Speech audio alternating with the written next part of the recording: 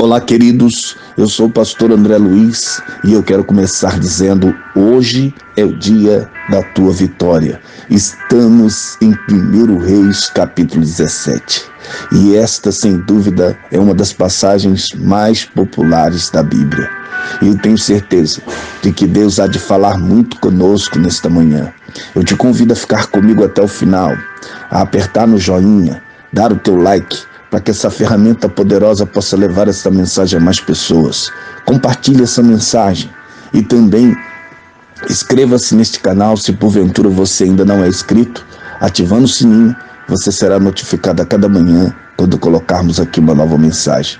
Vamos à leitura da palavra de Deus hoje, 1 Reis, capítulo 17, do verso 1 ao verso 4, que nos diz assim: E então Elias, o tisbita, dos moradores de Gileade, disse a Acabe: Vive o Senhor, Deus de Israel, perante cuja face estou, que nestes anos nem orvalho nem chuva haverá, senão segundo a minha palavra. Depois veio a ele a palavra do Senhor, dizendo: Vai-te daqui e vira-te para o oriente e esconde-te junto ao ribeiro de Queride, que está diante do Jordão. E há de ser que beberás do ribeiro, e eu tenho ordenado aos corvos que ali te sustente. Queridos, em 1 Reis 17, vemos o surgimento repentino do profeta Elias, um grande homem de Deus que nos serve de inspiração ainda hoje. A sua vida é marcada principalmente por 11 circunstâncias distintas, e 3 delas estão neste capítulo. Então redobre a tua atenção aqui, queridos. Após Moisés, nenhum profeta houve como Elias. O seu nome significa: o Senhor é o meu Deus. Ele prediz uma seca de 3 anos em toda a terra. Elias, o tisbita, a história de Elias aqui, queridos, começa de forma dramática e súbita. Esse profeta é introduzido tão abruptamente quanto Melquisedeque. Seu nascimento, pais e o chamado para o ofício profético não é registrado. Ele deveria ser chamado de Tisbite ou Tisbetes, um lugar ao leste da Jordânia.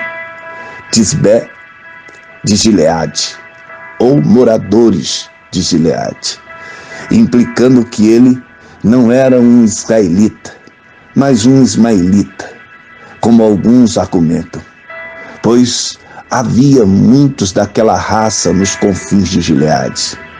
O emprego de um gentio como ministro extraordinário pode ser para repreender e envergonhar o povo apostata de Israel. Não podemos afirmar, mas apenas apontar algumas pistas. Se Elias era israelita ou não, mas o mais importante é que este homem de Deus marcou a sua história e é um exemplo de fé e de dedicação à vontade de Deus até os dias de hoje. Queridos, a vida religiosa de Israel estava em tal perigo que Deus interveio com um número extraordinariamente grande de milagres e julgamento. Primeiro, ele enviou o profeta Elias para anunciar ao rei Acabe uma seca de 3 anos em toda a terra. Como o rei Acabe e sua mulher Jezabel estabeleceram a adoração de Baal por todo o reino do norte, o profeta Elias selou os céus, provocando anos de seca. E isso mostrou a impotência de Baal, que era considerado o deus da natureza e da fertilidade. Ao mesmo tempo, mostrou o poder de Yahvé, que ainda era o Deus de Israel. Ah, queridos, Elias era sem dúvida impopular, e por causa da seca, então Deus o orientou a se esconder perto de um riacho em seu território natal, Gileade, ao leste do Jordão. Ninguém sabia onde estava e ele nem precisava sair para procurar comida, pois o nosso Deus providenciou de forma milagrosa, enviando corvos para levar pão e carne pela manhã, como também pão e carne à noite, e ele bebia do ribeiro. Quando o suprimento de água de Elias acabou, Deus o enviou a Serepta, na Fenícia. Serepta é o nome de uma antiga cidade costeira fora dos limites de Israel, pertencente a Sidom, na costa mediterrânea do Líbano. O sítio de Serepta localiza-se no distrito libanês de Sarafá. Era um território fenício de 1.126 quilômetros ao sul de Sidom. Agora, queridos, o termo Serepta significa fornalha de fundição, fundir, refinar, provavelmente devido à atividade de fundição de metais existentes naquele lugar na época do relato bíblico. Este era o território natal de Baal, mas a seca lá foi igualmente severa. Assim, a alimentação milagrosa de Elias, da viúva e de sua família mostrou que o poder de Deus era maior do que o de Baal, mesmo em seu país. E ao contrário de Baal, poderia funcionar independentemente da natureza. Portanto, os eventos mostraram também que a fé e não a nacionalidade era a base para a bênção de Deus. Queridos, quando caminhamos para o final deste versículo, deste capítulo, melhor dizendo, nós vemos a cura do filho da viúva, que confirmou a sua fé em Deus e assegurou a Elias a presença e o poder de Deus nos dias perigosos e solitários que viriam. Eu não sei como você chegou até aqui e qual é a sua necessidade, mas Deus ainda vai nos ensinar coisas poderosas dentro desta mensagem. Então, redobre a tua atenção, pois devemos ser totalmente dependentes de Deus, obedecendo a sua palavra, vontade e o seu querer. A obra de Deus, queridos, é tremenda e ela conta com homens e mulheres que, acima de tudo, confiem no seu cuidado.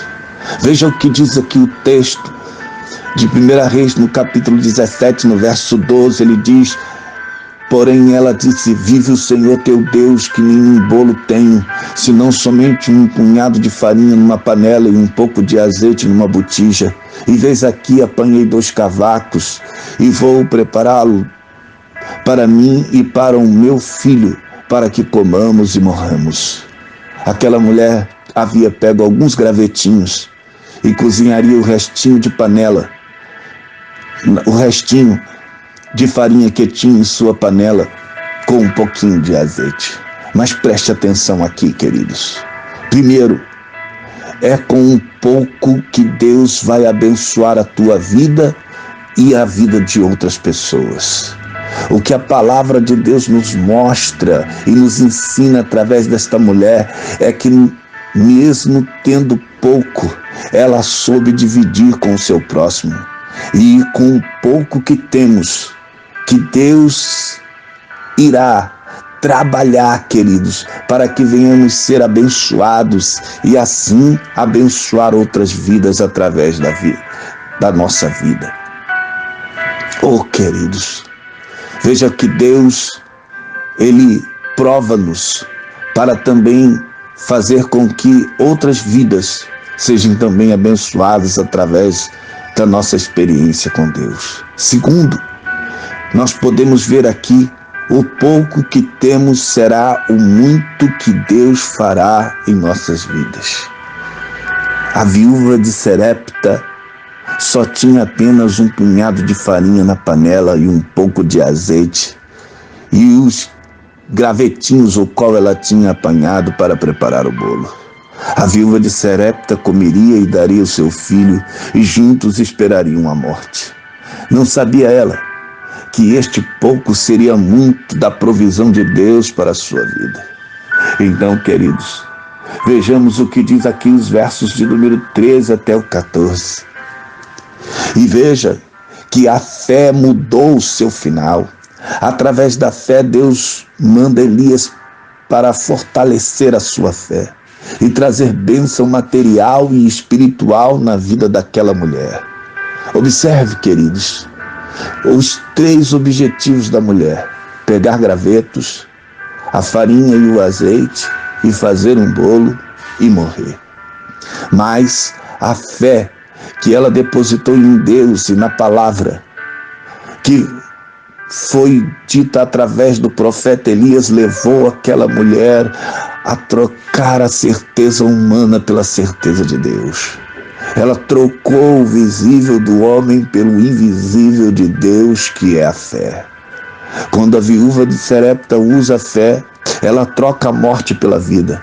Ela trocou o pouco que era visível pelo muito que ainda estava invisível, mas estava lá, preparado para ela. Aleluia, queridos. Oh, meus irmãos, nós podemos dizer que ela enxergou, pois a palavra de Deus em Hebreus 11, no verso 1, diz que a fé é o firme fundamento das coisas que se esperam e a prova das coisas que não se vê.